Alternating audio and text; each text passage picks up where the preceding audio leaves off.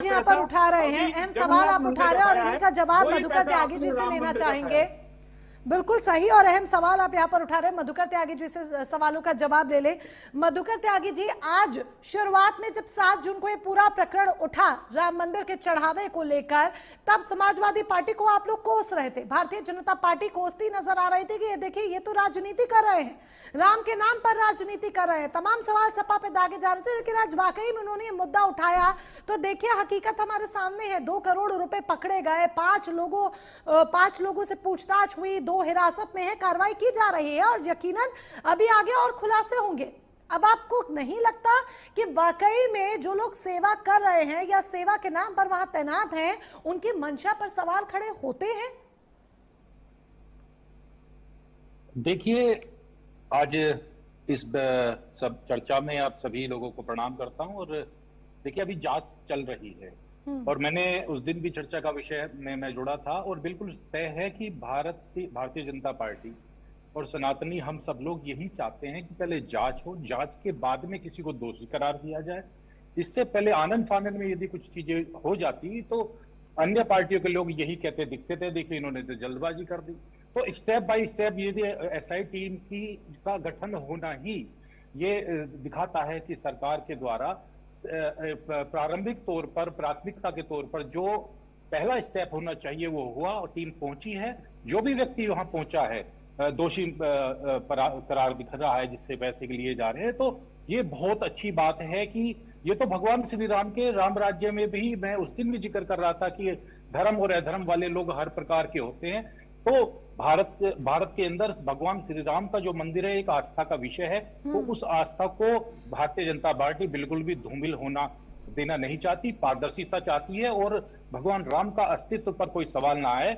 ये बहुत तरीके से सिस्टमेटिक तरीके से एसआईटी टीम का गठन हुआ है और बिल्कुल इस प्रक्रिया को और आगे बढ़ाना चाहिए। यदि कोई और दोषी करार पाया जाता है तो सवाल उठा रहे हैं। महामंडलेश्वर को आपने भी सुना, ब्रह्मचर्य जी महाराज को आपने भी सुना, वो सरकार की मंशा, सरकार की नियत पर भी सवाल उठा रहे हैं। सीजेआई को भी पत्र लिखा गया है स्वतंत्र तौर पर जांच कराई जाए। तो क्या आपको लगता है कि इस जांच पर पूरी तरीके से भरोसा कर लिया जाएगा? क्या वो करोड़ों श्रद्धालु भरोसा करेंगे जिनके साथ विश्वासघात हुआ है? क्योंकि इस मसले की तो उम्मीद किसी ने की ही नहीं थी जो सामने आ गया। देखिए, इसमें यदि कोई ऐसी मंशा सरकार की होती तो एसआईटी टीम के गठन से पहले ये कह रहे थे कि एफआईआर हो जानी चाहिए। तो एसआईटी टीम को ये लोग ये भी कह सकते हैं, यदि आज 2 करोड़ रुपए पकड़े गए हैं तो उन्होंने ट्रांसपेरेंसी के साथ में काम किया है। सरकार ने उन लोगों को लगाया है कि जो इसकी जांच निष्पक्ष तरीके से करें और जो भी दोषी करार होगा उसको दोषी मान लेना चाहिए। महामंडलेश्वर जी को मैं प्रणाम करता हूँ, चंपत राय जी या अन्य जो इस हमारे श्री राम मंदिर ट्रस्ट के ट्रस्टी बने हैं, वो हमारे उच्च निर्देशों पर बने हैं। तो चंपत राय जी की आप बात कर रहे हैं, उनके सहयोगी भी शक के घेरे में है। नाम मुझे गिनाने की आपको जरूरत नहीं है, उनके सहयोगी भी शक के घेरे में है जिनसे जांच। देखिए, बिल्कुल इसमें आपको मैं स्पष्ट कर दूं, किसी का सहयोगी होना, उस सहयोगी का जो चंपत राय जी को दोषी करानी, और मैं तो ये चाहता हूं कि ये जांच और बढ़े।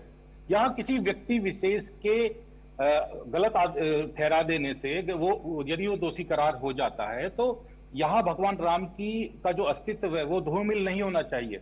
क्योंकि अभी बहुत अच्छा ये प्रकरण रहा, लेकिन मैं आपको पहले और थोड़ा सा इसमें जोड़ दूं। क्योंकि आप ये देखिए ये मुद्दा कहां से चला था, अखिलेश यादव जी से चला था, अवधेश प्रसाद जी ने फिर इसको बोला।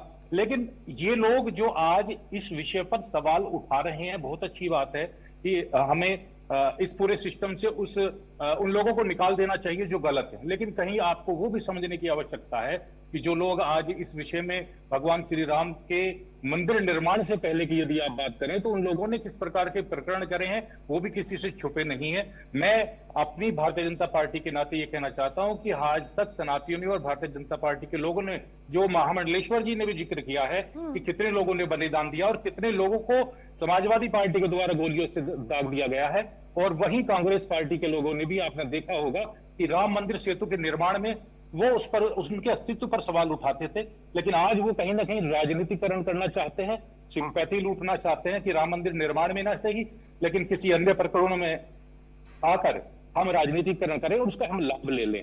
लेकिन भारतीय जनता पार्टी, मैं स्पष्ट कर रहा हूं, ट्रांसपेरेंसी के साथ में इस जांच को आगे बढ़ाएगी और जो भी दोषी करार होगा ट्रांसपेरेंसी के लिए जो उसको आपने उचित सजा कुर्सियों जरूर पर मिलेगी। बड़े बड़े दिग्गज बिठा रखे हैं, जनता को उन पर भरोसा नहीं हो पा रहा है। चंपत राय जी समेत तमाम ट्रस्ट के जो लोग हैं, तमाम जो कुर्सियां संभाले बैठे हैं, इस वक्त लोगों को उन पर भरोसा नहीं हो रहा है।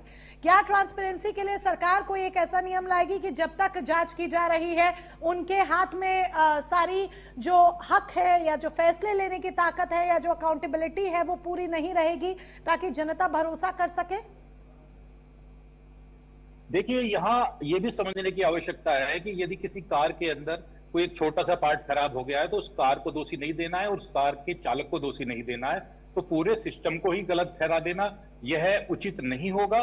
जो भी इस जांच के अंदर संदिग्ध है सिस्टम या को गलत दोषी ठहराया करार, नहीं जा रहा, पर आपका सिस्टम अब सवालों के घेरे में है और वो सवाल जायज भी हैं और बरकरार भी हैं। आप कितना भी बचाने की बिल्कुल। कोशिश कर लीजिए, क्योंकि जाहिर सी बात है आपकी नहीं, सरकार है, आप मैं- बचाने की नहीं, कोशिश करेंगे, आप बचाने की कोशिश नहीं, करेंगे नहीं, मधुकर जी, आप नहीं मानेंगे।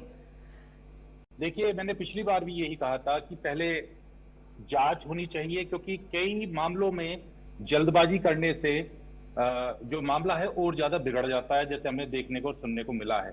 एसआईटी टीम का गठन हो जाए, तथ्यों की पुष्टि। आवाज आ रही है क्या? हाँ जी, हाँ जी, बिल्कुल आवाज आ रही है। हेलो, हाँ जी, हाँ जी, आवाज आ रही है, आप बोलिए। आप ऑडिबल हैं, हाँ बोलिए। तो तथ्यों की पुष्टि हो जाए, एसआईटी टीम। अभी हम इस चर्चा में ये बात निकल कर आई है कि अभी ये स्पष्ट नहीं हुआ है, आधिकारिक बयान नहीं है, केवल बातचीत के माध्यम से एक दूसरे के द्वारा बात सुनकर या कहीं मीडिया के माध्यम से या किसी अन्य रिसोर्सेज से ये पता चला है कि 1-2 करोड़ रुपए का घपला हुआ है। लेकिन जब तक चीज सामने स्पष्ट नहीं होती, मैं उसी प्रकरण को कह रहा हूं कि जब तक चीज पारदर्शिता नहीं होती तो अचानक से जल्दी में एफआईआर नहीं होनी रिपोर्ट से चाहिए। पता चला है, मैं आपको बता दूं, चढ़ावा चोरी नहीं। मामले में 5 लोग, लवकुश, अवनीश, अनुकल्प, करुणे, रामशंकर, ये नाम सामने आए हैं। इन लोगों की निशानदेही पर 2 करोड़ रुपए की अभी तक रिकवरी हो चुकी है। ये दान राशि की गिनती की ड्यूटी से जुड़े हुए 5 लोग हैं, जिसमें से लवकुश, अनुकल्प पुलिस की हिरासत में है। चलिए, हमने आपको जानकारी दे दी। आज जो वरिष्ठ पत्रकार मोदी ने यही कहा था कि आधिकारिक बयान नहीं, मैं उसको इंगित करते हुए आपको बता रहा हूं।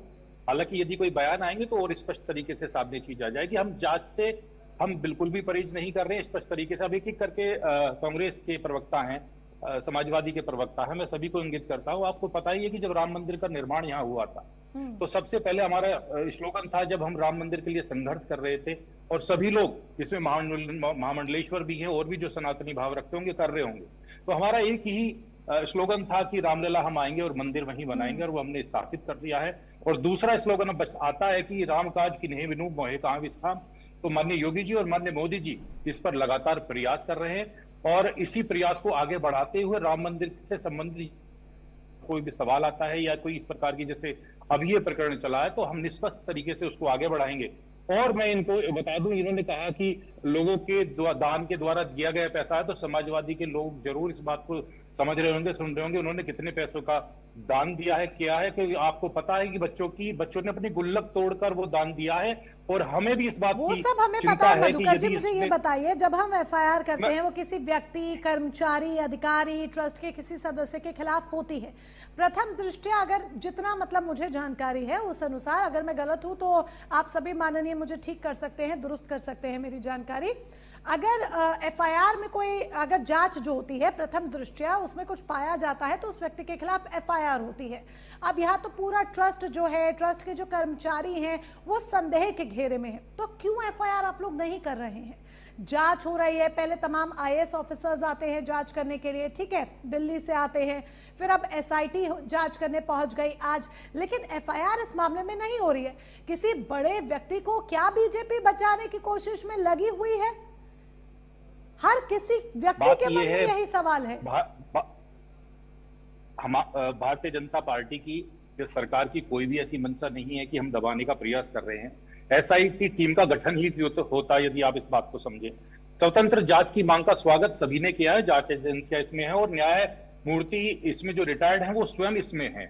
और दूसरा, आप जो कह रहे हैं कि पहले एफआईआर हो जाए, हर मामले में आप जानते होंगे कि एफआईआर नहीं होती है। मैंने हाई कोर्ट का पिछली बार भी आपको बताया था कि उन्होंने उनके पास में जब एक एफआईआर होकर पहुंची, 2023 का प्रकरण है, जब वहां पहुंची तो उन्होंने ये कहा कि इसमें जो आपने आरोप लगाए हैं उनकी पहले जांच कीजिए, और एसआईटी टीम उसी जांच के लिए कर रही है कि यानी कि पहला स्टेप जांच है और तथ्यों की पुष्टि है, उसके बाद में एफआईआर आती है और जो भी दोषी होगा हम बिल्कुल तत्परता से, हमारी सरकार उसको दंड विधान तरीके से, प्रशासनिक तरीके से और न्यायिक तरीके से जो भी उसके लिए दंड होगा इस वो होगा। पॉइंट को मैं विजय लेकिन नारायण सिंह आनंद जी से फानन में जरा कुछ